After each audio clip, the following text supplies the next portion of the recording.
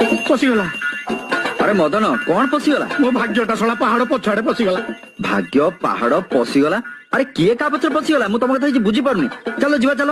କୁଆଡେ ଯିବି କୋଉଠିକି ଯିବି କେମିତି ଯିବି ଯେ? ଆରେ ଗେଷ୍ଟ ହାଉସ ଯିବା।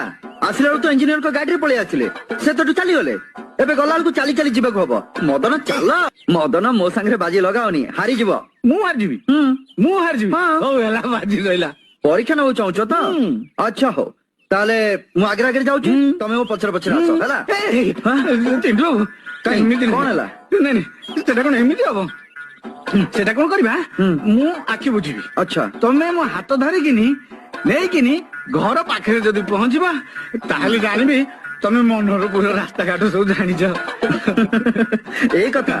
ଆଚ୍ଛା ହଉ ଠିକ ଅଛି, ତାହେଲେ ତମେ ଆଖି ବୁଝ। ଆଖି ବୁଝିବୁ କଣ? ମୋର ତ ସବୁ ବୁଝା ହେଇଛି। କଣ କହିଲ? ଆଖି ବୁଝିଲି। ହଁ, ଏଥର ହାତ ପକା। ପକେଇଲି। ମୋ ସାଙ୍ଗରେ